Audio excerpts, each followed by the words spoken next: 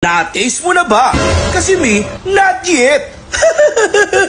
At ayun na nga mga idol, napadayo nga tayo dito sa Santa Cruz.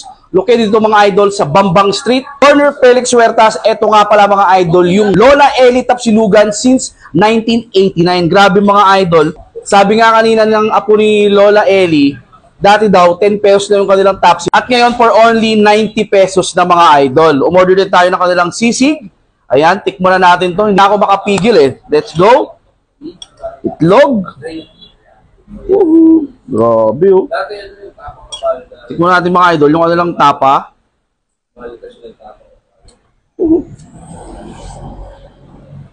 Wow. Totoo nga, ang chismis. Ang sarap. Napakalambot. Tapos yung lasa niya talagang pasok na pasok sa loob. Sarap po. Garlic rice.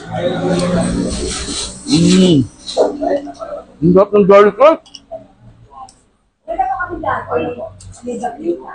Panalo. Lagyan natin ng toyo kalamansi.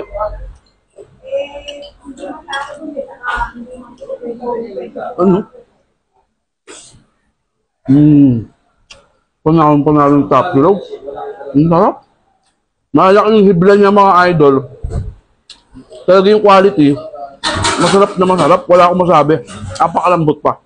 Next naman mga idol, yung kanilang pork sisig. Ayan. Tikman natin ng wala mo lang rice. Pork sisig.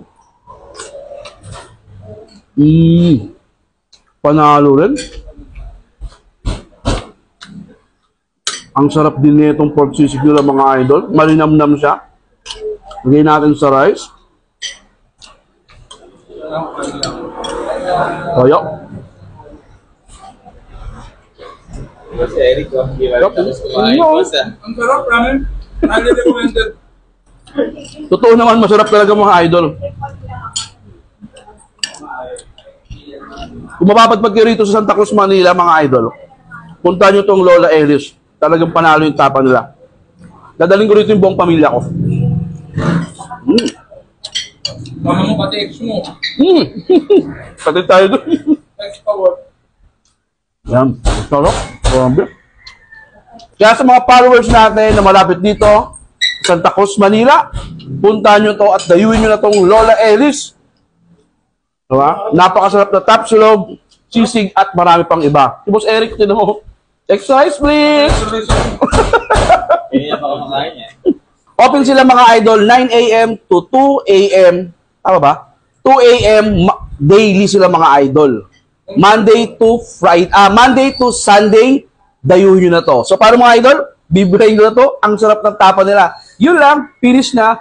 Bye-bye!